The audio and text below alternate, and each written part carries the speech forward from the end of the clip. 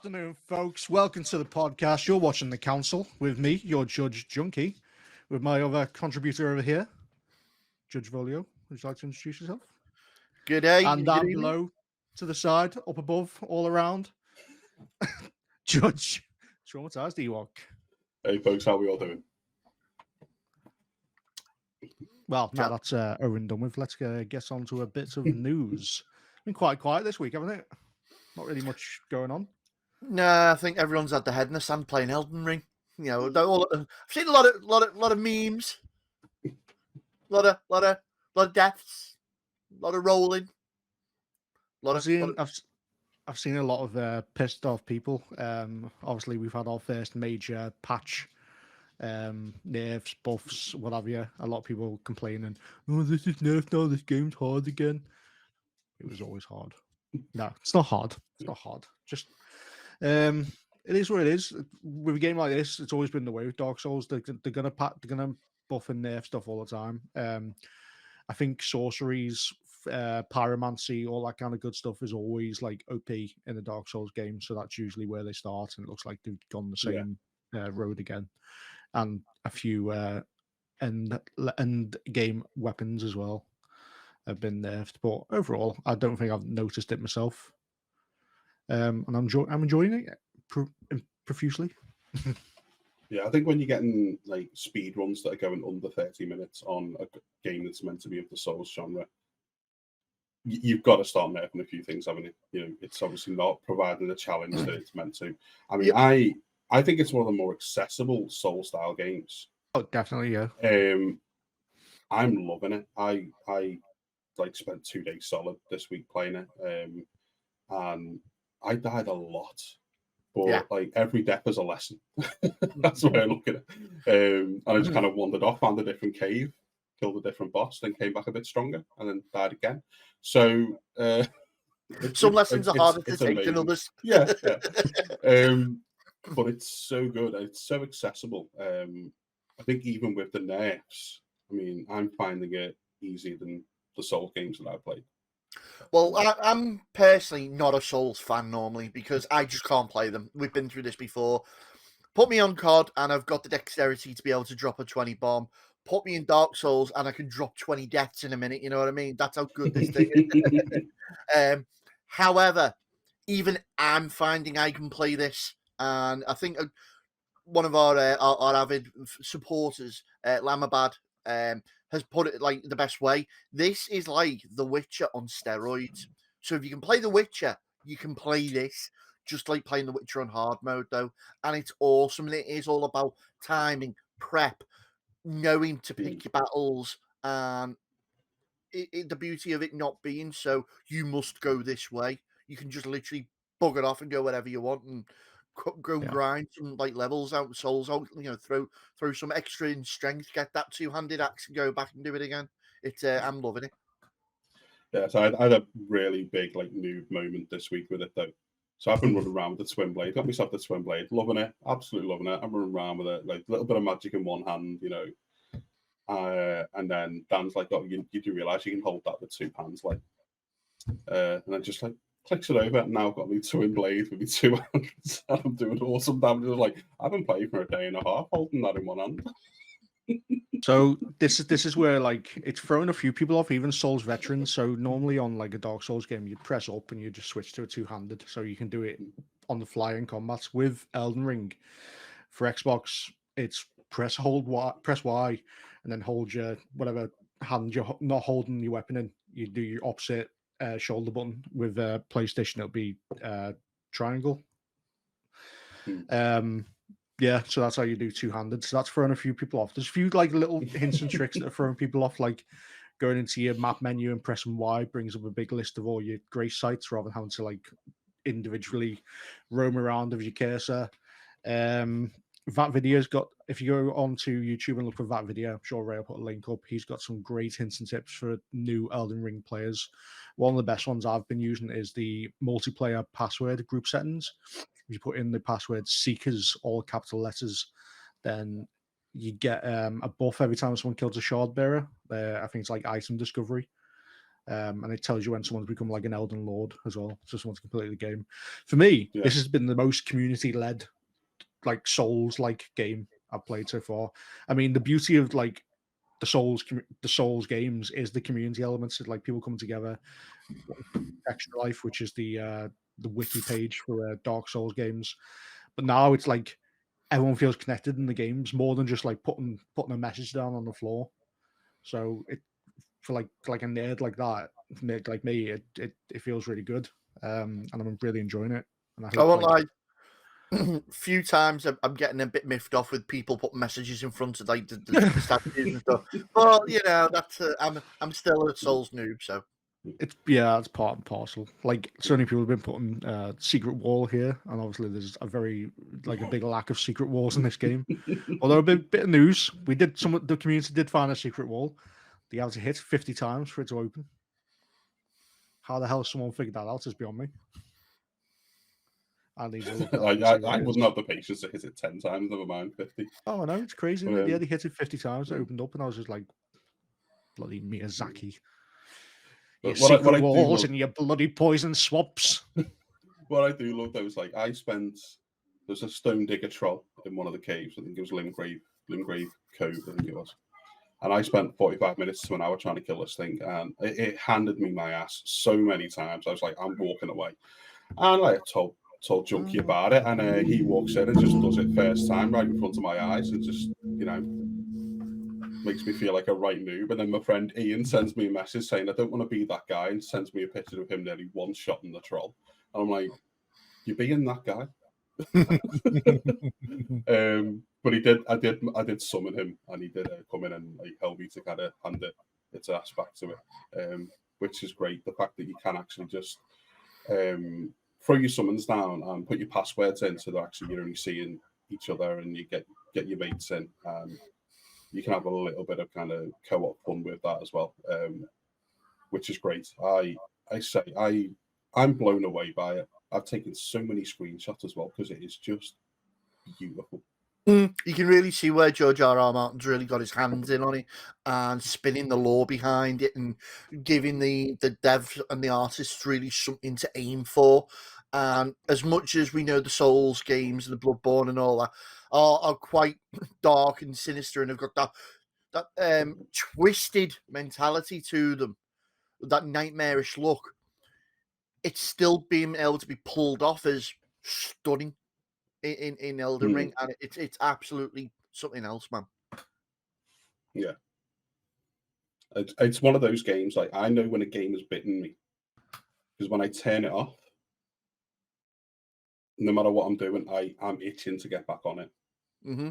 So I've not been able to get back on it for most of the weekend, and I turned it on for an hour this morning, and I went and killed a boss in one of the caves. And then kind of like, right, that'll do me till tomorrow. I can get through the rest of the day now. I'm good. I was playing right up until we had to record, and I'm like, kind of want to get back on. So I won't lie. I know that feeling. I'll be very surprised if this is not Game of the Year. Very surprised. Yeah. I'm laying my bets down right now. I don't know. I can't remember off the top of my head what's due out this year, but I'd be very, very surprised if this is not Game of the Year. I'm interested to see where they go with content for it now, though. Like, this thing has possibly got longevity now. What can they give it? So traditionally, Miyazaki's been, I wouldn't say like dead against DLC, but like he's not really a guy that likes sequels, which sounds daft because we've got obviously 3 Dark Souls games, but the second game wasn't made by From. It was a separate company, and I think he made 3 because 2 was so. It's one of those. It's like the problem child. It's like Marmite. Like people loved it and loads of people hated it. It's very sort of like critically received. It's very niche. So I think he made 3 based on, oh god, I don't want my legacy to be 2. So he tends to say, I want to like move on to something else. But like you said, I think there's obviously going to be a DLC. And then hopefully I imagine we're probably going to get another open world game. I think he's like quite into the open world aspect of it now. Yeah. Whether it'll be as accessible. I think it'd be daft not to make it as accessible. Like keep this difficulty level, but don't make. But like, you know, you keep 2 audiences, don't you? Yeah. Yeah. So yeah, I'm excited to see where we're going. The only thing that was a bit frustrating is the development team have been vocal on social media networks saying there was a bit of crunch in the studio, which seems to be like, a given these days. So that wasn't the best thing to see. Yeah. But I don't know. Yeah, It's one of those, isn't it? basically, guys, if you haven't gone out and got it already, go and find somebody that has got it, or go and play an hour of it or something. It's awesome. You definitely need to try it out. Yeah. Could not recommend it higher. Could not recommend it anymore. It's so good. Right. Speaking of the downsides of the gaming industry, like which is not on a bit of a bum note, Xbox have taken positive steps to cut away a toxic studio. So we get reports that Moon Studios has been stricken from the Xbox playlist. They will not be publishing the new game. Obviously, Moon Studios is the people that made Ori, Will o' the Wisps, and Blind Forest, due to a toxic relationship in their workplace. Loads of reports of crunch, homophobic, transphobic, anti-Semitic abuse by the CEOs. This was first reported on Jeff Grubb's podcast, who's a big Xbox sort of like source. So that's not very nice to hear because I bloody love Ori. Just for our listeners out there, though, Dan, and our viewers on YouTube, when you say crunch, what do you actually mean? Like they are pushing their devs, like they're telling them to come in. They're telling them to come in. Like you need to be ready to work on this game 24/7. You don't. Whilst you're working for our company, basically you don't have a social life. Your life is this game until development period ends.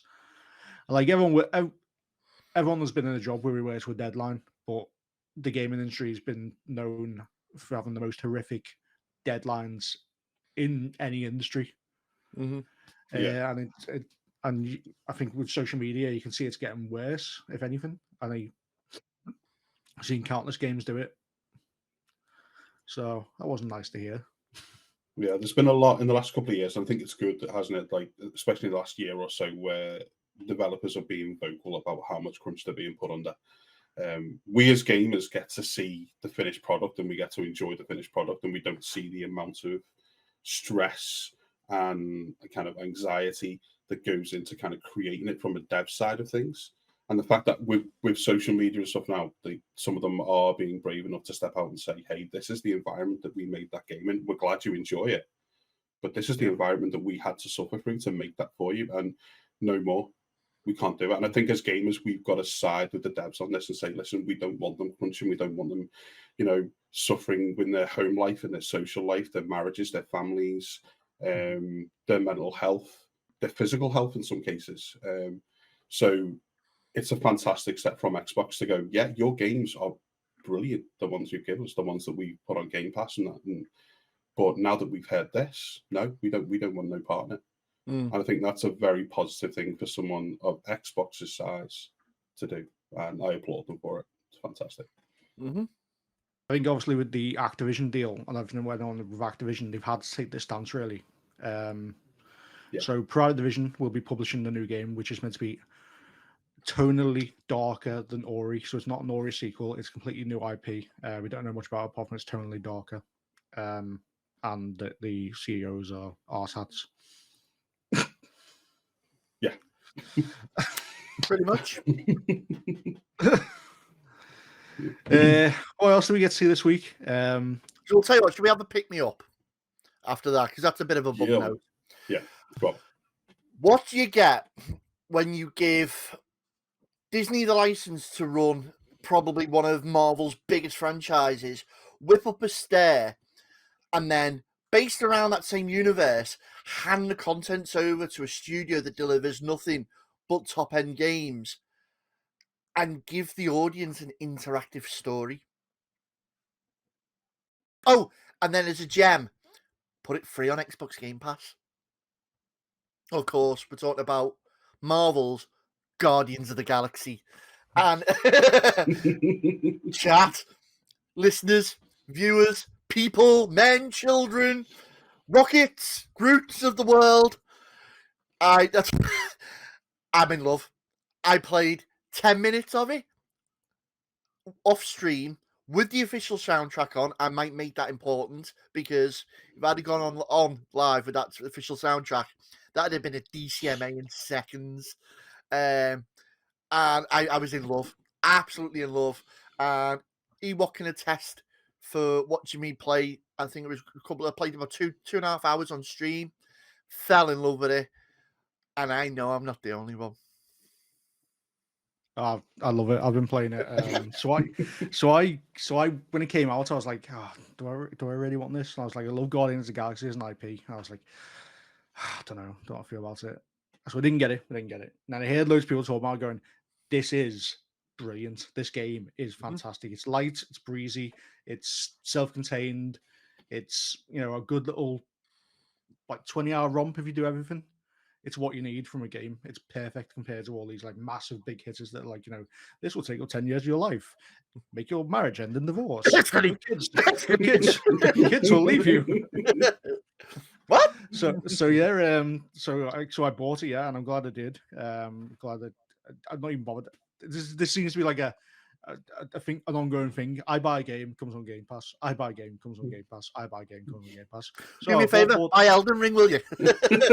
Well, I bought Elden Ring. I bought Borderlands 3 the other day, and I think that'll go on Game Pass. Oh yes.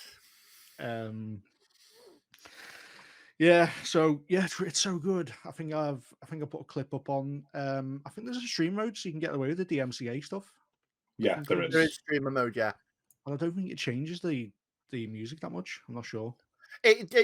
So for those that are going to play it and those that have played it, you know that when you first start the game up, there's a whole sequence where Peter's listening to a band called Star-Lord, which is obviously where he gets his name from. They are a non-official band, so all that music is original for the game. So you still get to hear that, doesn't matter which mode you're on. However, when you finally get past the opening sequence and you're on the ship and he has his Walkman and his jukebox, that's all official licensed music. And if you're any fan of 80s music, you're going to have a little puddle because it is absolutely amazing. The soundtrack to the game is just spot on.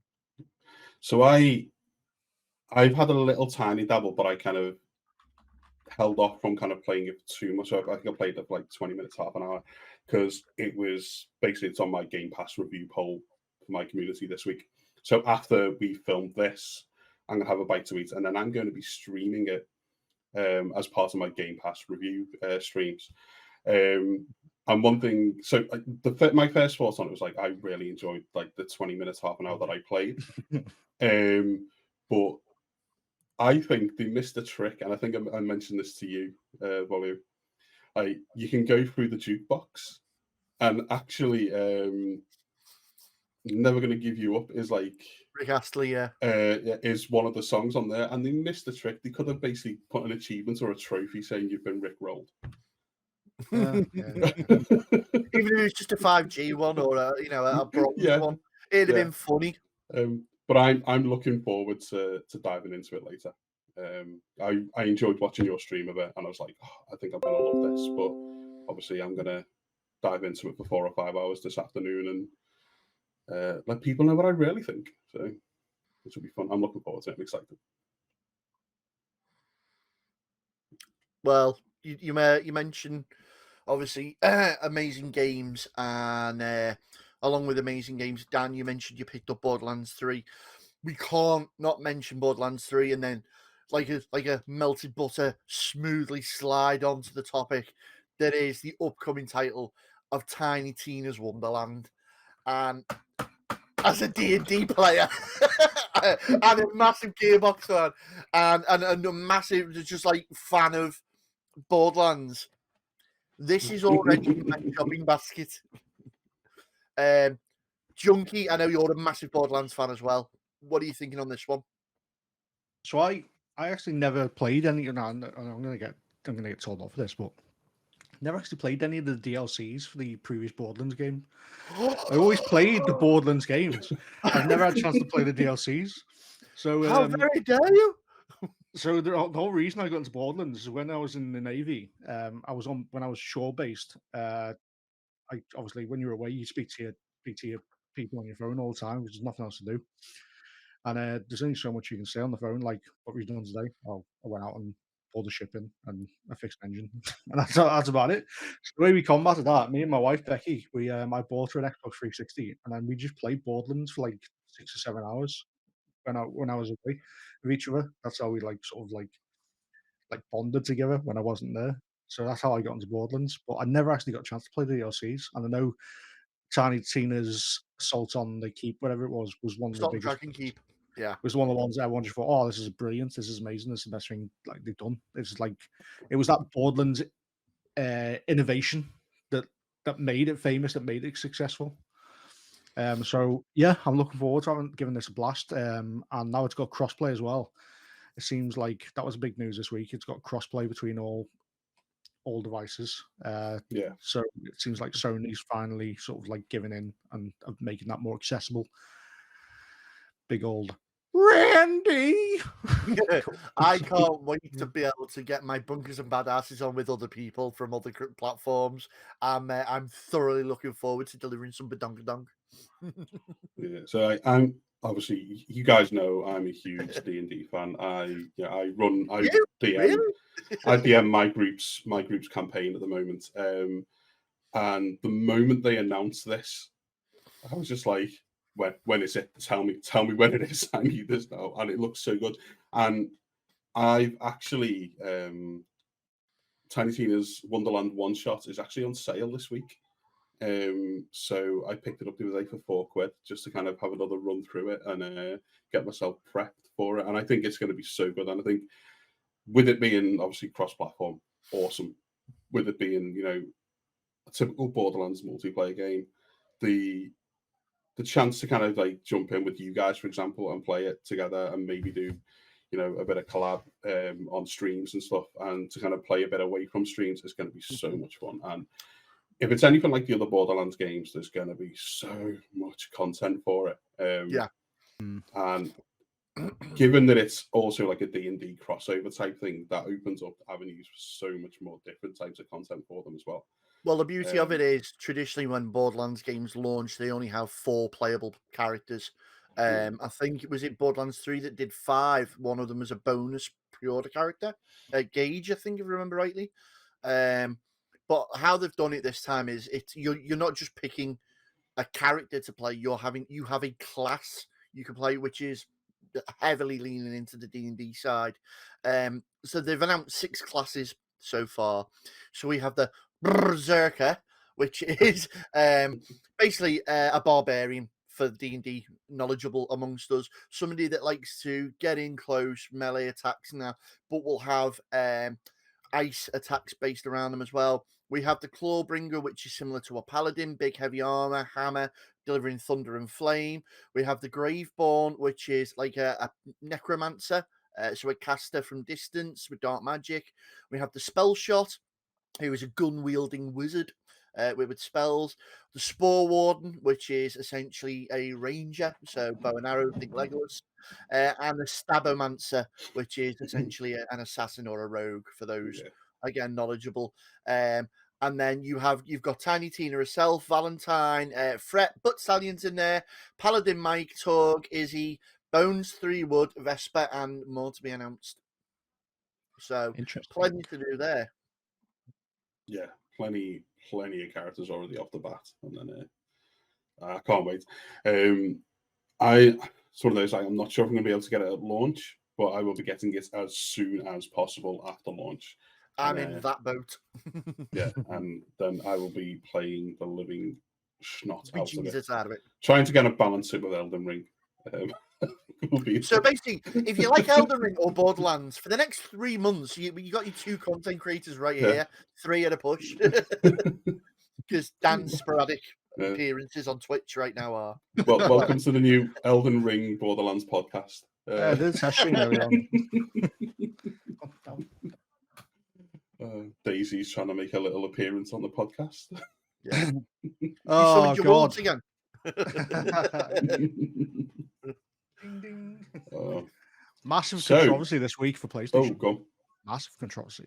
So, some of you may be aware that GT7, Gran Turismo 7, is a now always online game, which has always been a wrinkle in a lot of people's eyes. So it went down for maintenance the other day. It was down for over 24 hours. What? Yeah, and because it's always online, no one could do anything. No one could play the game. No one could do What? anything. So you might miss this one. Yeah, it was, Yeah, I missed this completely. yeah, it was down for over 24 hours, and this caused the other big trend in gaming that's not to do with developers, but to do with us as patrons. Review bombing. It got absolutely hammered and review bombed on Metacritic. And Well, that'll do it, yeah. And some people there was quite a few journalists saying this needs to stop the review bombing. I was like, if people haven't got an outlet, then how are they meant to do it? How are they meant to say we're not happy with the way things are? Like, I don't agree with review bombing when it's like, I just don't like this company. I don't like this game. I'm going to review bomb it because it's crap, because it's not my cup of tea. That's wrong. If you put out a game and then you do something with that game that's like not good for the community, it adversely affects people playing it, then that's cause for a bad review. How much notice were they given? Well, they knew it was going to go down for maintenance, and because it's an always online game, they knew they wouldn't be able to play it. So I'd imagine it was just probably, this might be down for like an hour. Like Destiny goes down, this will be down for an hour. We'll keep you updated. So Destiny, that patch 2, 3, 4 hours tops. Yeah. But obviously they had some kind of niggle, and it was down for over 24 hours, and that's when people got major.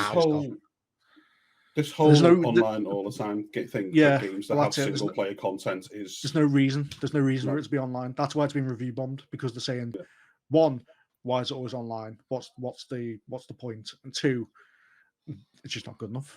I pay for this game, I can't play it. I don't think it's like out of the realms of like reasonability to say that it's not good enough. I think they're in the right. A game like that, when there's like online maintenance, for example, you should still be able to sign in and just play through your single player career stuff. You just should. There's no reason for that kind of stuff. If you look at it in other aspects, imagine if that happened on Destiny. Oh God, my God. Well, it happened in Apex, didn't it? Where Apex was down for like a week. It was down for ages, wasn't it? When they had issues. So yeah.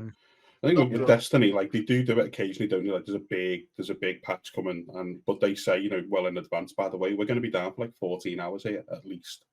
We're going up at this time, but they give you like 2 weeks notice. Epic do as well at the end of a season. They put a big countdown on, so you've got an idea and stuff. And okay, that's poor show there by GT. We expect better from them, especially in the 7th iteration. What we got left? What we got left for news? So, Square Enix have launched 2 disappointing titles this week. One's been more like favorably received than the other, but still not like a big hitter. So, we'll go with the bad. Babylon's Fall for PS5. Yeah, this one might have fell beneath the radar. So this is another poor form for Platinum Games. They've made a game, Platinum Games, brilliant company, brilliant devs. Obviously, people will know them from things like Scalebound, which was cancelled, which looked like it was going to be one of the best games on Xbox. I remember that. So they released this Babylon's Fall, which looks like a looter slasher hack 'em type thing. But it could have been a single player, and for some reason, Sony wanted it to be live service. So it's live service, full of microtransactions, and I think when it launched, it had 3,000 players, and concurrent players on Steam was like 500 the other day. This is like a week after launch. Yeah. What was it? Its Metacritic the other day was sitting at like 42, 43, something like that. Yeah. So it's prompted Square to actually put out a statement and a poll on Twitter asking customers to contact them and tell them what they need to do to make the game better. Man, I'm having flashbacks to Battlefield.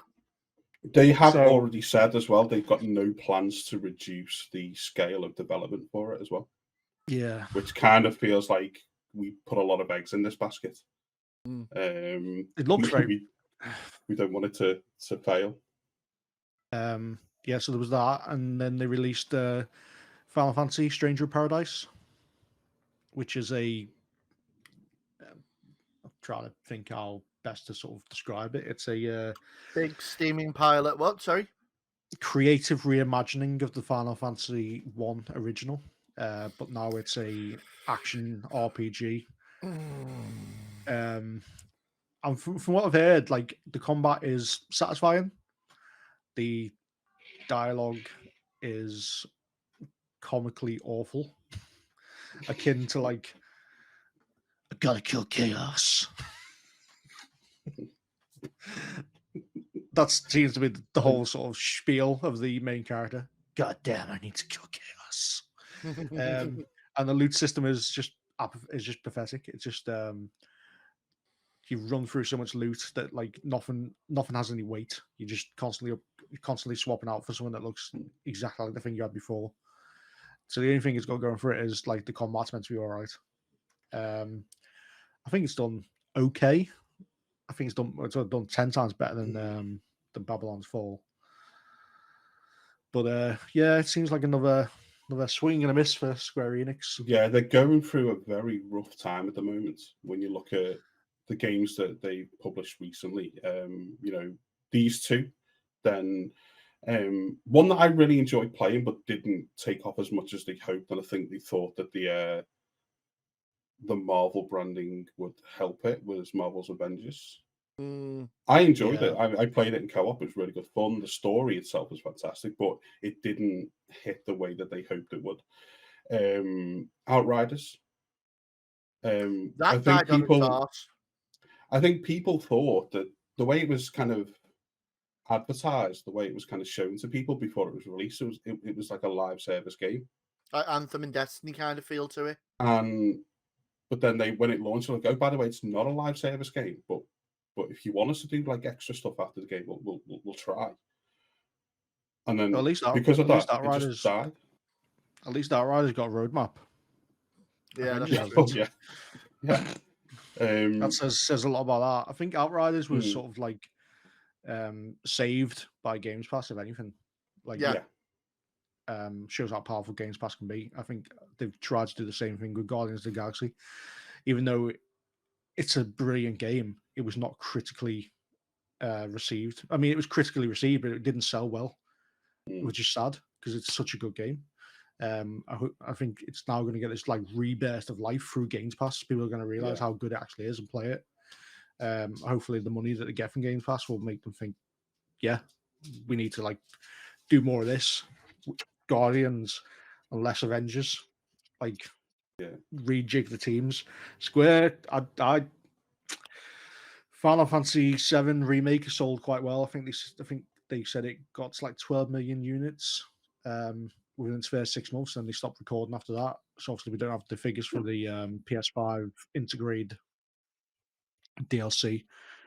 But I had this conversation the other day. I just think, for me, I love Final Fantasy, and I just wanted an old school graphical remake of Final Fantasy VII, turn-based. And turn around saying turn-based doesn't work anymore. People don't like turn-based. It's not true. It's not true. It's not true at all. Let's put it this way. Octopath Traveler made 5 million, sold 5 million over its lifespan on PC, Games Pass, and Switch. But primarily for the first year, it was only on Switch. It sold really well. And that's turn-based. And that's a new IP. And we all know on the podcast how new IPs sometimes struggle to shift numbers.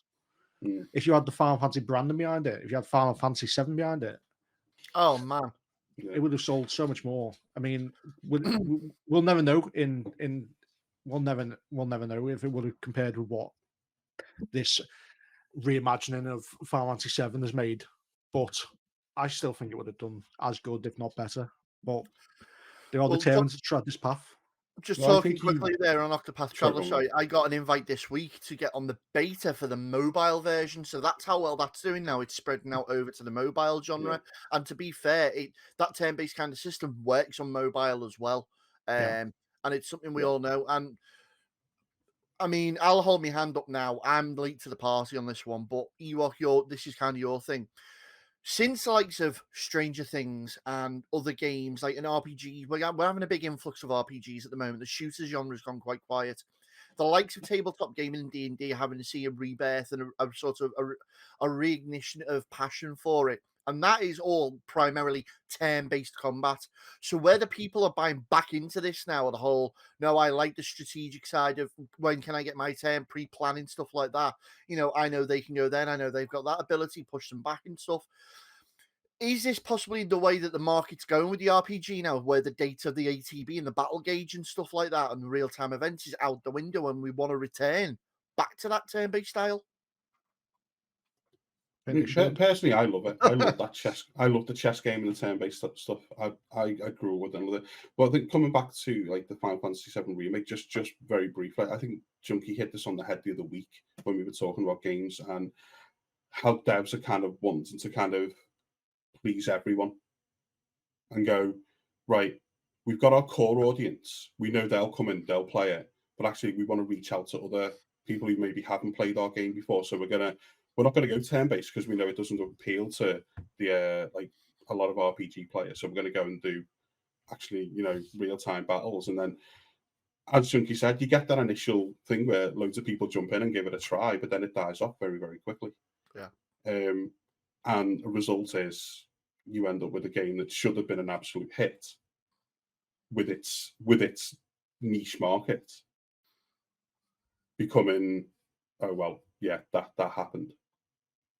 And I think the best thing for them to do is to come back to what you just said then, Rolly, is to go back to what made those franchises brilliant.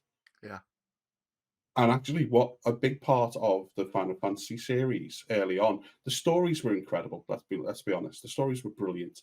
But those chess matches, those battles, where do I use a potion now? Do I kind of miss an attack now? Apply haste so I can get a couple in next. Have I got enough health left so when he does that big attack, I can actually come back and hit him hard and then heal up? Or having to think through all those little scenarios and having to learn the patterns of some of the bosses. The Final Fantasy VII, a classic example, the Scorpion right at the very beginning, the Scorpion boss, don't attack when its tail's raised, otherwise you trigger the big attack. Yeah. You didn't know that until you'd done it. Yeah. It's one of them. And yeah, I was hoping exactly like Junkie was. I was hoping for an all new flashy graphics retelling of the story with the turn-based, and I still actually haven't jumped into it. I will, but I was disappointed when it was real time. But I do think there is, because less and less stuff was being made as like turn-based combat, those of us that grew up with it, those that love it, are yearning for those kind of games. So we are seeing a small influx, and it tends to be from smaller devs who are looking to try and fill that niche again. And good on them. Good on them.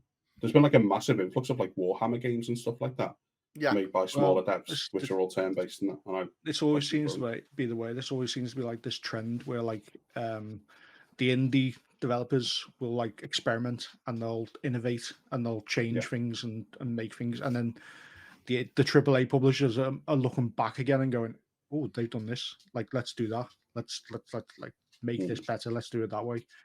And it sort of takes the sheen off the indies more. Like it should be the AAAs that should be like, it should be the other way around. You should be showing them what's possible.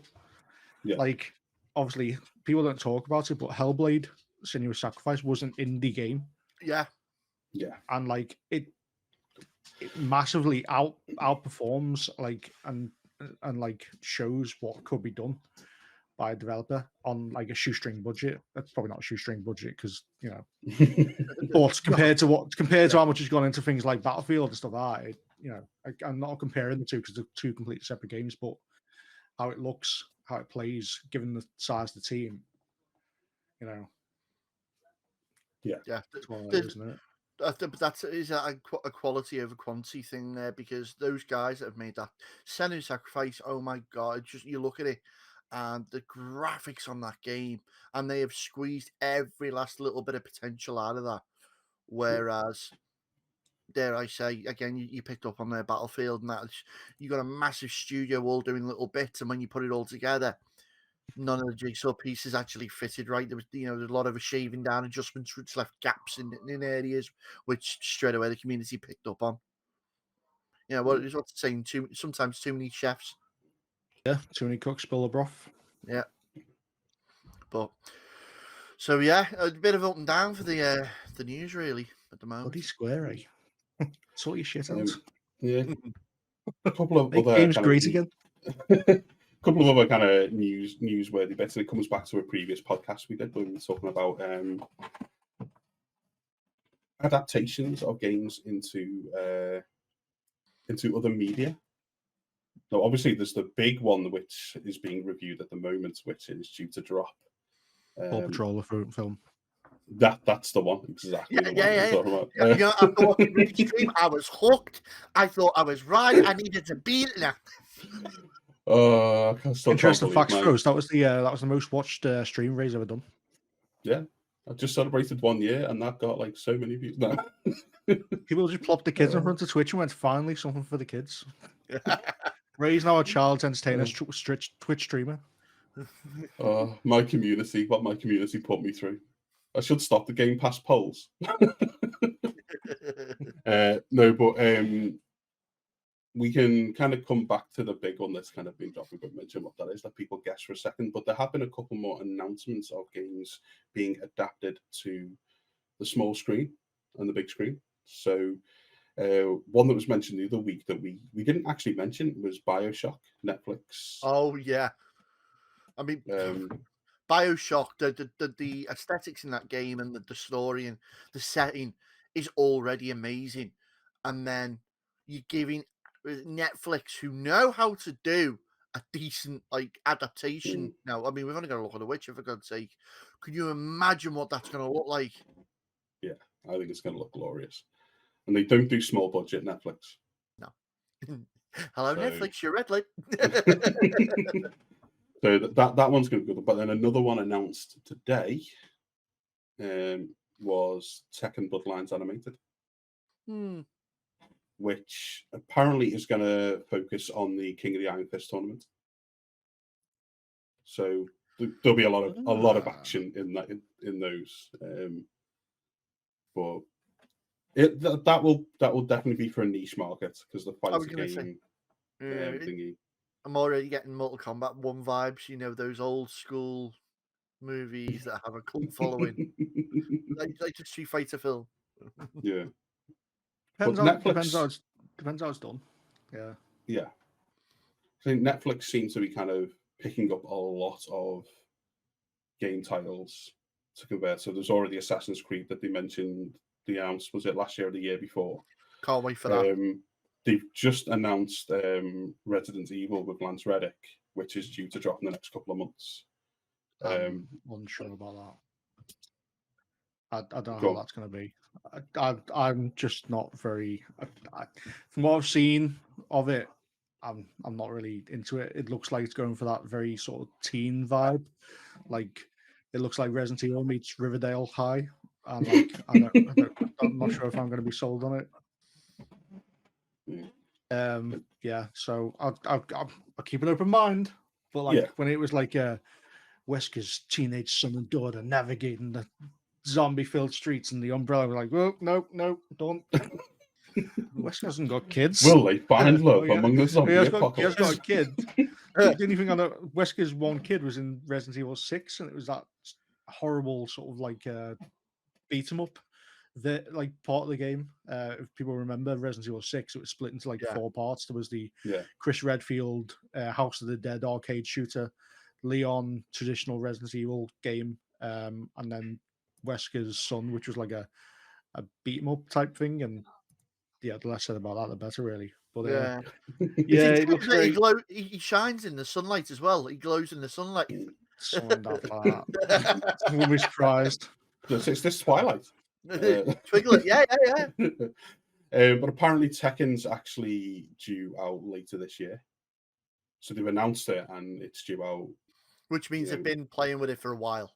Yeah. But then you got Resident Evil, Tekken, Assassin's Creed was announced. Bioshock's just been announced. Netflix are really buying into the games industry. Obviously, they've done The Witcher.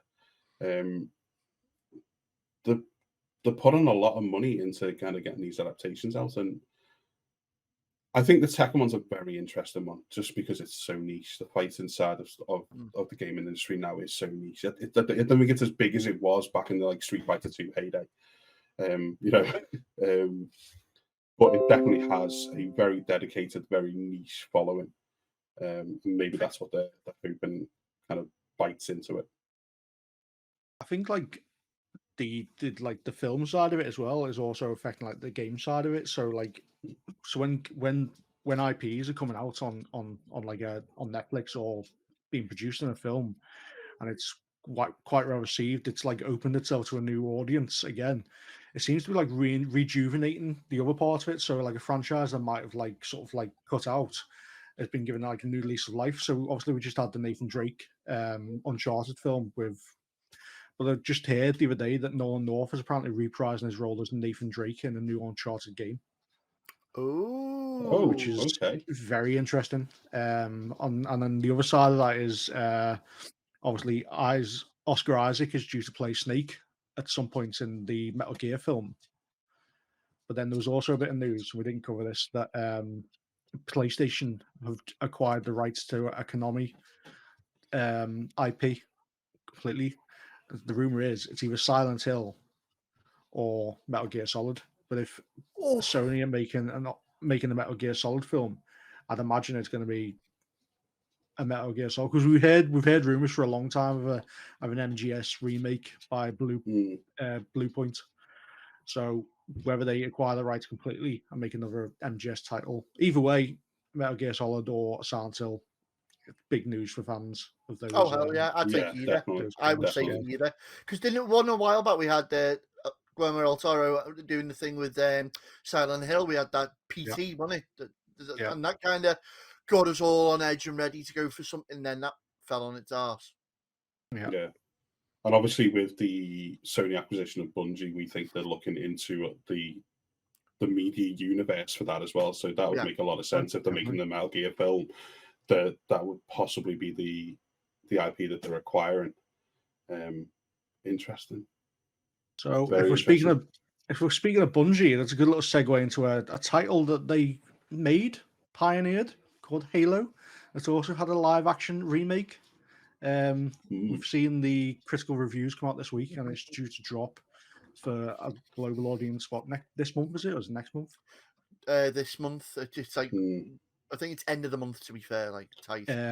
So far, all we know, it's dropping on Paramount Plus, which we do not have in this country. So where we'll be able to watch it is still up in the air. Xbox have said that they're going to give a 3-month subscription for Paramount Plus to all Xbox Ultimate members. Again, we don't have Paramount Plus, so how that translates to a national audience rather than just an American audience is yet to be confirmed. Maybe a VPN for us. What I've seen of the critical reviews, it's very hit and miss. It seems to be a solid 6 to 7 out of 10. I think it's more for the hardcore fans, the ones that want to dive into the lore, the ones that want to go off and explore more than just the games. You know, like I mean, we've spoken about this before, and people know I'm a champion of this. Is like there are authors out there that have taken what has been given to them by the devs and run with it, and there is a whole series of books for like Halo, for Gears of War, for what I'm trying to think, Assassin's Creed. There's cracking novels. In fact, there's about 3 Assassin's Creed stories which have got nothing to do with any of the games, but relate to different people in the Animus and different timelines, and they are superb. And you look at them going, "I'd like to play that. I'd want to see that." And you know, when you've got like Sony, you've got to think of the bigger picture. And like, yeah, okay, the media of TV and film is one channel we can use, and I think it's those that are looking at the bigger picture and seeing all the possibilities, the outlets that you can take this content, that are gonna really enjoy this. However, if you are just a hardcore Halo fan, gamer and stuff, you'll get your kicks out of it, but maybe just maybe the shine on it isn't as what you think. Yeah, so I think for me, I'm going to go into it with an open mind. I'm going to go into it as in this is a TV program based on like a concept and just enjoy it for what it is. Try not to think of it in like, here's Halo, here's the Halo remake. They are one and the same because they're not going to be one and the same. A few like red flags for diehard fans this week with the fact that there's been 264 rewrites of the script since its inception. The developer of the TV series has turned around and said, although I've never actually played a Halo game, I've had lots of conversations with 343. Red flag, red flag, red Yeah, flag. and not only have they not played a Halo game, they've not been watching any of the games as well. I did read that as well. But then there's every episode's cost more than 10 million to make. One of the criticisms I read, there's no big intergalactic battles, and the first episode's a bit sort of like drawls on. But they do. But one of the trusted reviews, which was Jesse from IGN UK, he said by the end of it, it was starting to go down narrative paths that were quite different from the game, and that was the most interesting thing about it. It was like making its own story. So it wasn't doing this tried and tested thing. It was like making its own way. And he said he found that personally more interesting than like following this formulaic approach when it tried to break away from Halo itself, but keep obviously being Halo. When it became its own story, that's when it became interesting. And then it sort of like, much like the campaign, ended on a weird note where like, oh god, what am I going to do for a year? I need to find that. Yeah, I think for me, I want like that side of it though. Like if I want game Halo, I'll turn the game on. I want the other medias to explore the other sides of the universe, the other sides of the lore. Yeah, of course, I'm going to want to see some combat. I'm going to want to see some Spartans, doing orbital drops. Of course, I am. But I'd much rather go into character backstory, into lore, into seeing how relationships within that universe develop. Between the Spartans and the USMC and all that, and all things, stuff that we get little hints of in the game, but we don't get to dive into because it's combat. Yeah. So if it does go down that way, I'll probably be much happier watching it than just watching a fight every 5 minutes. So I'm excited for it, but the initial reviews do leave you kind of not wanting to get overhyped for it. Yeah, I think we've all been a victim of jumping on the hype train too recently. Yeah. Once bitten, twice shy. You look at the Halo launch itself, that was a bit flat. You look at the Battlefield, you look at other stuff as well. It's like you hype the hell out of, dare I say, Call of Duty again. Anyway, and it's just like everything falls flat on its arse, and the community getting tired of it now. So we're much more cynical than we used to be. Yeah. I mean, the biggest issue I think it's got is like the comparisons I've seen is it draws itself against the Mandalorian. Can't Straight. do that. No. And I think that's a development choice based from, I like don't want to go into spoiler territories, but it's got that formula of like big guy looking after a younger person. And like Last of Us comes out this year. We didn't talk about that. That'll do the same thing. Wait for that. That'll do the same thing because obviously Joel, Ellie, everyone, it's becoming like let's just have this formula, and maybe this wasn't the right way to go. But I'll reserve my full judgment until I've watched it. Yeah. Speaking of that formula, another one that's kind of come out of left field. I literally heard about it half an hour before we went live. Plague Tale. Is getting its TV adaptation as well. That's all I know. It's a Asobo Studio and Focus Entertainment partnering up to make a TV series, but again, that's got the older sibling looking after the younger sibling, hasn't it, in Plague Tale Innocence. I've not seen much of Requiem, but yeah, kind of come out of left field a little bit. It's obviously got a big enough following they think that it justifies putting some money into the TV series, or whether they're just hoping that the TV series will ignite more interest in the games. I don't know, but but definitely that formula seems to be the thing at the moment, doesn't it? There's a young, more vulnerable person under the wing of someone more responsible and capable. I'll tell you what did come out like the other week, and it's taken major cues from a game, but it's obviously not based on the game. It's based on a comic, The Batman. Yes. Batman came out. I've seen it. Absolutely bloody loved it. Thought tonally it was great. It's completely changed my sort of outlook on Robert Pattinson. I didn't think he'd pull it off, but he has. Maybe not so much the Playboy millionaire part of Bruce Wayne, but I think that'll come. They've done like a sort of soft reboot, much in the same way that Spider-Man did, where they've just avoided, seeing the Thomas Wayne and Martha Wayne getting killed in an alleyway, and it's sort of like assumed knowledge that this has happened. Yeah. Which is good. And yeah, it was bloody brilliant. And you know what? It feels a lot like Arkham City. It feels like they've emulated this film, this sort of like theme on the Arkham games. Batman feels like a detective, like he is in the comics, like he started. Yeah. I'd say it's up there with Dark Knight. I'd say, okay, for me, it deserves all the praise it's getting.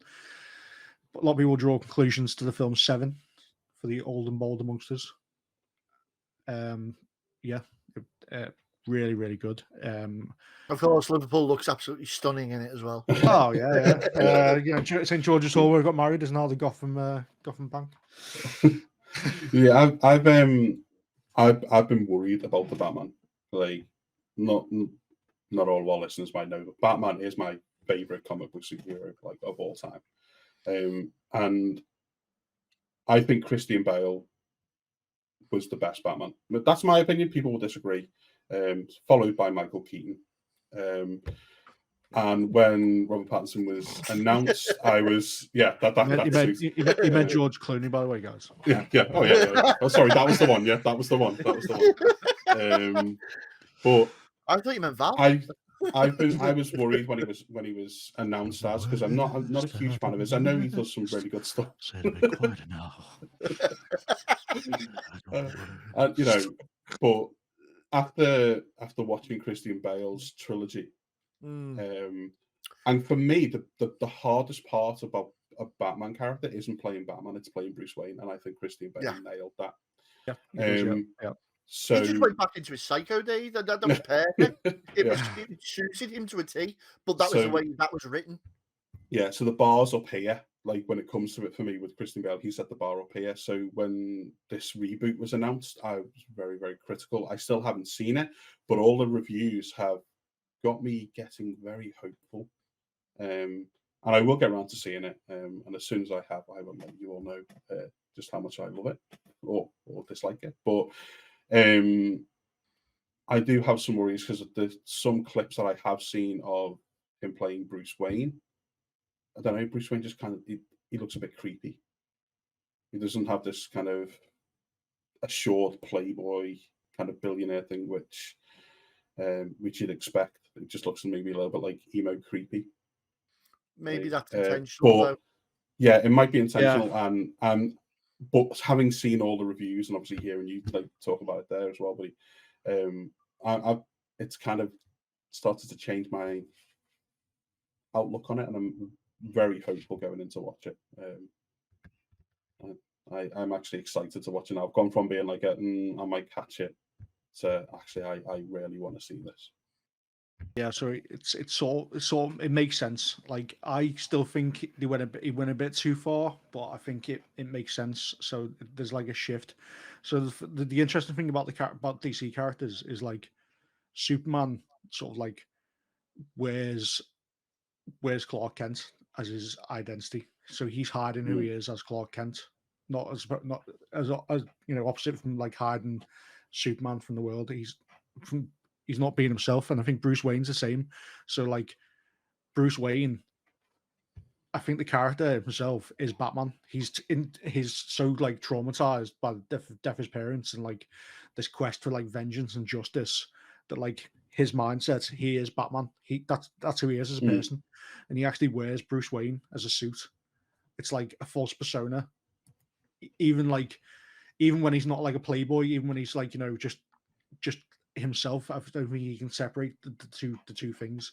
I mean, that's what That's they've cool. tried to do here, and it's actually made them two separate characters. And I think we'll in the next film see more of a Christian Bale vibe with the Bruce Wayne parts.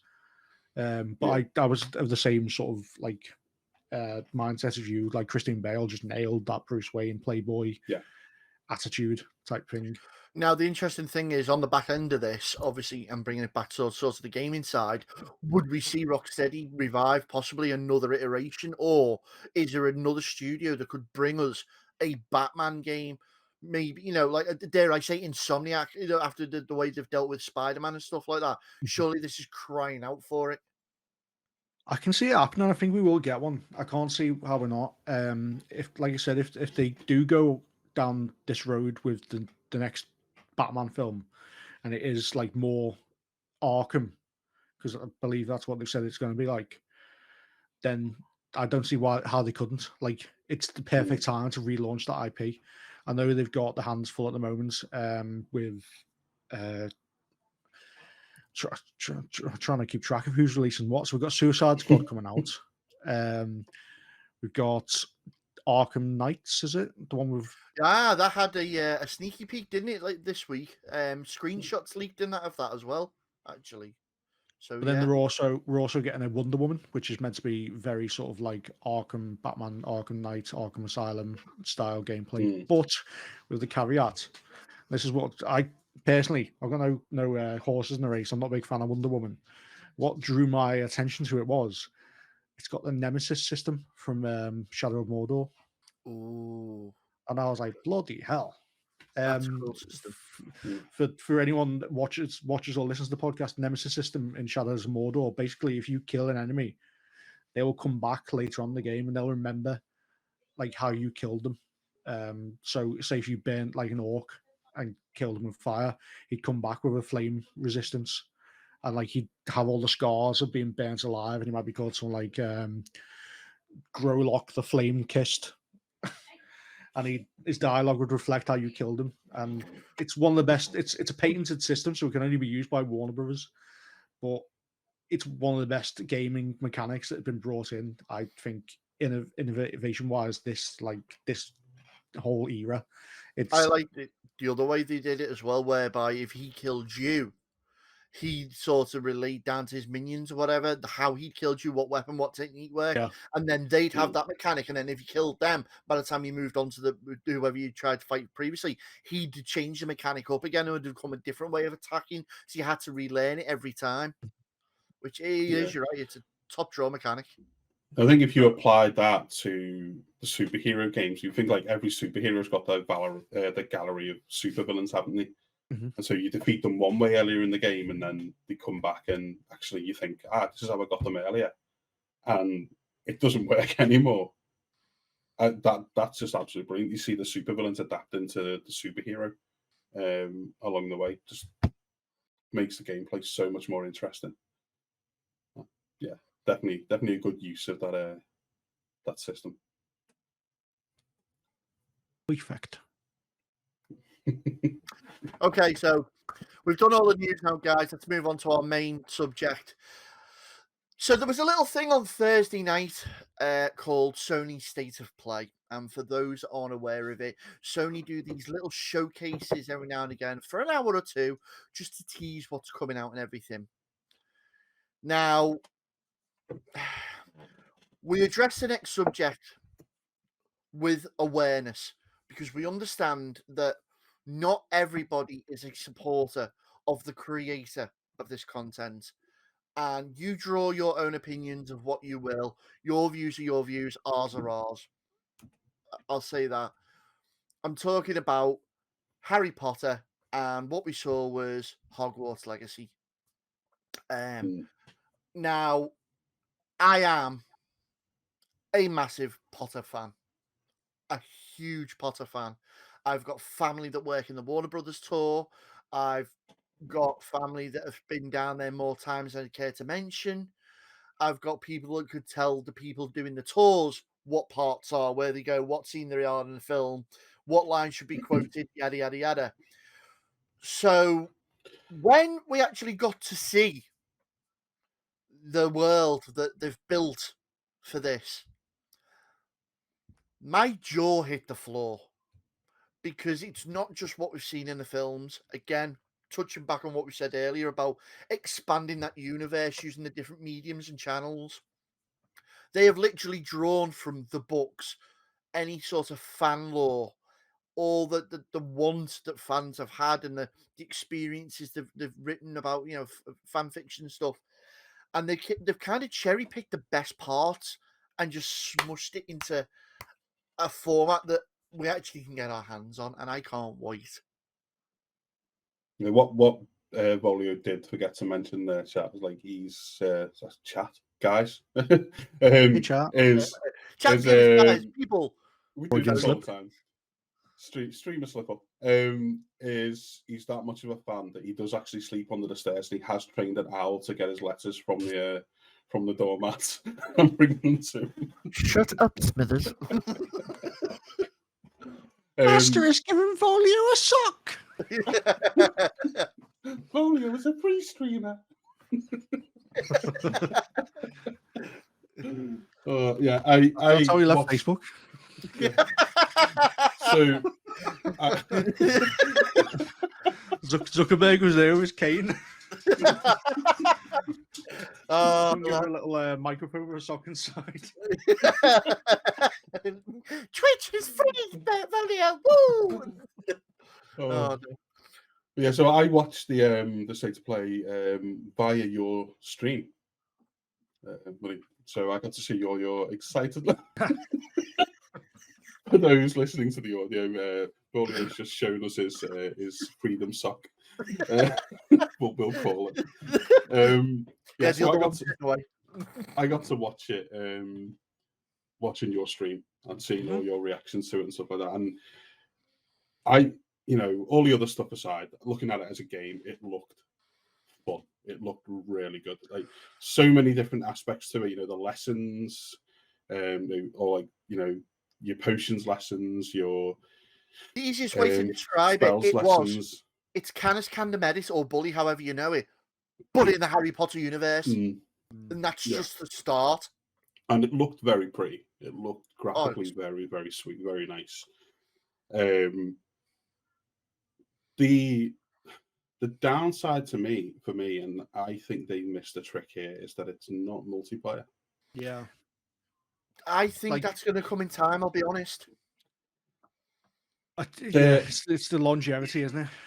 I Yeah. mean, it's one of those, like, you don't know how big this team is because I'd personally not heard of them. Portkey Games, yeah. So, like, having a multiplayer game, even if it's not live service, requires such upkeep. Yeah. And then if it doesn't do as well as it, because we don't know how it's going to be, it looks fantastic, but then it might be a bug-ridden mess. It might be terrible. It might play like we don't know how it's going to be. It might be the best thing in the world. It might be the worst thing in the world. But if it's the other side, and then you've got to try and maintain that as well. If you're not a big team, you're not a big developer, you're a relative unknown in that playscape. It's how do you maintain that? Yeah. Right. So, well, I kind of understand. I understand why. I understand it, but when we were watching the video and all that, it's talking about get your friends together, like because you can make friends there, can't you? You get your friends together and go and explore these dungeons. I was just like, what? How about actually getting your friends together and going? I get totally small team. Going live service in any way, shape, or form is a huge challenge. But yeah, I don't know. Just part of me feels like roll the dice. So I'll come at it this way, right? Because they've already started making comparisons to Starfield coming out. Starfield, obviously made by Bethesda. Bethesda makes Skyrim. single player game, no multiplayer, never done bad. If they give people the ability to mod for the Harry Potter game, which they might not do because obviously Harry Potter is such a big IP and has such a following, mainly like a younger and older audience. If they let people mod it, then that would like do what it's done for Skyrim. But like I said, the downside of that, because of how it is, if you let people have free reign, they could do all sorts of stuff that they wouldn't want associated with a Harry Potter game. So it's sort of limited in that respect as well. Yeah, I mean, they have said. I mean, mod's gonna mod. They'll find a way. They have said like they've got no plans for multiplayer, but like as Wally said, that hopefully down the line they will, because like maybe that dungeon side of it, maybe they go actually the main whole game might not be multiplayer at any point, but we're gonna have this, dungeons DLC where actually you can go peer to peer and you can run a dungeon with your friends.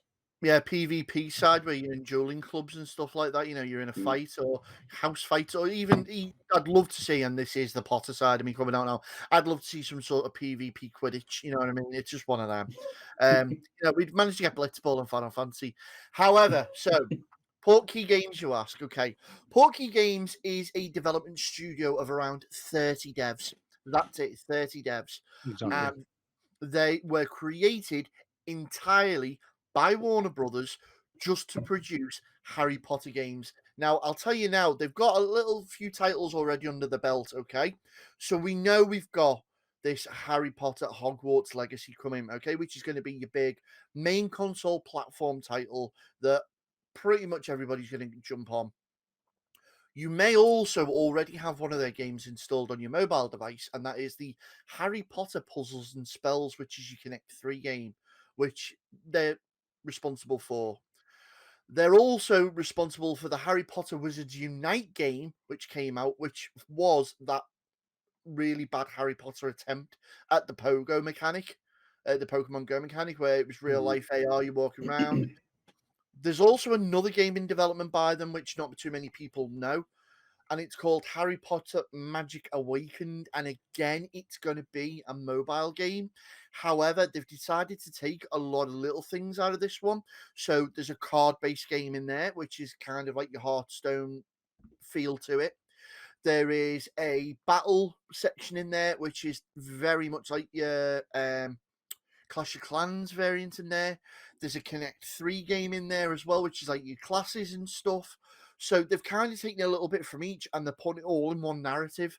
And again, that will be coming out on mobile. Now you can actually pre-sign up for the registration on that, either via Apple iStore or Google Play now on Portkey Games.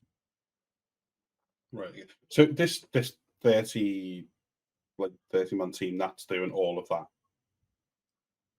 Yeah. So right now they're pretty much juggling a lot of things. However, you can tell that maybe a lot of the stuff's been put on the back burner. Like, for example, you'll get weekly, maybe monthly updates for your Harry Potter Wizards and Spells on the mobile. That's just taken over now. That's set up. Harry Potter Wizards Unite's died on its arse. I don't think we've seen any proper content for that for so long now. I think it's been discontinued, isn't it? I did hear something about it being discontinued. So already they're pulling manpower back. Hogwarts Legacy is they're going to be their flagship title. There's no doubt about it. Oh yeah. And on the back end of the fact that later this year we're going to get Harry Potter, the Wizarding World, as they now call it, to throw that blank out there. Mythical Beasts and Creatures 3 or whatever it is. Dumbledore's War, whatever it's called. Dumbledore's Secret. That's it. Yeah. So, that's going to be the perfect time to drop it when they're talking about holiday 2022. So we are getting it this year. Yeah. Whether they're going to be able to survive in a market where potentially, with everything going on at the moment, you're talking about there could be other AAAs launching. There's rumours flying around of Modern Warfare 2 coming back out. That, if done properly, is going to drop a bombshell. If Elden Ring keeps its content up and the quality, you're going to have that to compete with in the RPG market side of things. If Starfield doesn't shift from its current window. Exactly. So I think it's going to be a niche thing again, and whether it booms, because there's been so many attempts at Harry Potter games. We had the original PlayStation ones with square-faced Hagrid and stuff, and the jelly beans. We had the Quidditch World Cup on the Xbox and PlayStation 2 back in the day, and now we've got the mobile variants. They can spin off whatever they want, but everyone since day one has wanted to be that kid that opens the doors in the Great Hall and wants to Yeah. have the sword and hat done and stuff. And now we're getting the chance, kind of feel. But even then, I think this has got the potential to fall short of expectation. So again, I don't want to get on the hype train with it too much. Yeah, I think it looked great. Graphically, it looked really pretty. All the different kind of elements to it looked absolutely brilliant. Going to the different lessons, working on your different skills, your wand skills, your flying skills, your potions, all of that, all had brilliant ingredients to make a really good game. But if that dev team is responsible for that much, my worry would be that they're too stretched. And so, as you say, it might not hit the mark. I think they probably need to gear most of the resources towards it. Yeah. To give it a wouldn't- chance. Wouldn't surprise me if it's literally two-man dev teams that are managing everything else at the moment, and That would make sense. the rest of the manpower is focused on this. Because Mm, let's be honest, they've only got to really get the head down and get this out the door now. So that the Harry Potter Wizarding World one, the new upcoming mobile game, that can be put on the back burner. Nobody has got that yet. Nobody knows what's going to come out of that. It's only Yeah. what you tell them to. So you can keep breadcrumbs feeding everybody with that. The Wizards Unite's falling on its arse. The spells and that. How hard is it to update a Connect 3 game? You know what I mean? Not very. mm, So then everything else is focused around this Hogwarts Legacy. yeah. One of the mechanics which really interested me as well, though, was for those that are familiar with the world of Harry Potter, whether you've seen the films, read the books, you will know in Hogwarts there is something called the Room of Requirement, which is a room that appears to students or staff when in hours of need, and basically the door opens and whatever you need at that time is inside. Whether you need a toilet, it's a toilet for you. Whether you need a bathroom, it's a bathroom for you.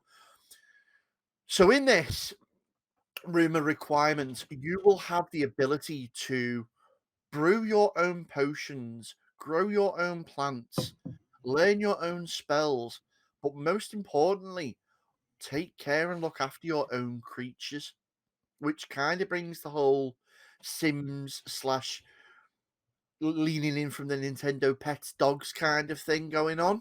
Chows from Yeah, Sonic Adventure. all that, the chows, yeah. So that mechanic alone is going to be interesting to see how it draws people in. And I think there's going to be a lot of time spent just in there. Yeah. And as you say, with it timing with the Fantastic Beasts films, that little tie-in. Hey, guess where you can have your own little Fantastic Beast, and Wouldn't surprise me if there's some sort of DLC code along the lines. yeah. I think it's got potential to be a very good game. I really liked what I saw. It's got potential, but I do think it's one of those where you don't want to get. If you're a Harry Potter fan and you're looking forward to it, my advice would be, be excited. Don't get overhyped. And if it doesn't quite meet the mark, there are services which they can fall onto in order to help themselves maybe get a few extra players in. And it wouldn't surprise me if it launches later this year and maybe 3 or 4 months later we see it drop onto one of those services as a way of kind of reigniting some interest. Yes. Do I hold out for those services or not? I don't know. You're not going. We know you're not going. And I'm not going to have a chance to. My missus will want to play day one as well. Yeah. So, yeah. Bloody good stuff. Yes. Although, what does interest me, and I know I keep prolonging this, but if the mechanic takes off and we see a rejuvenation of this sort of game, how close behind is Bully 2 or redo of Canis Candemedit, like a remaster?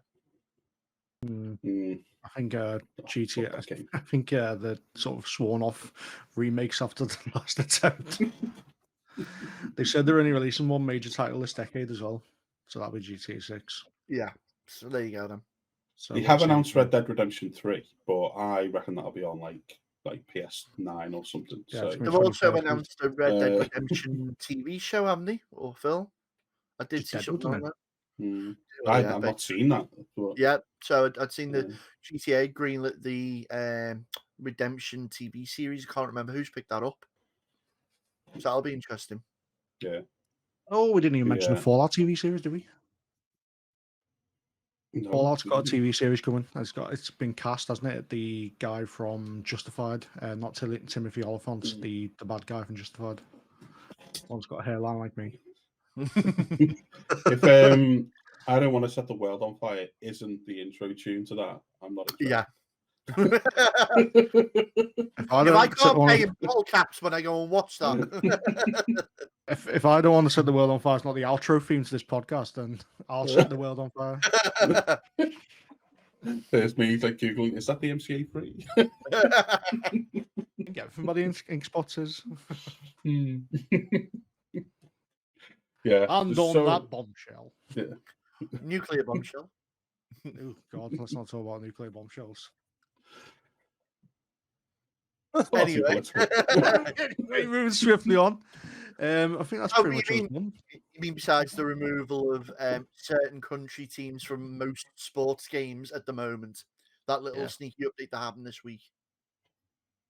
Would- Yeah.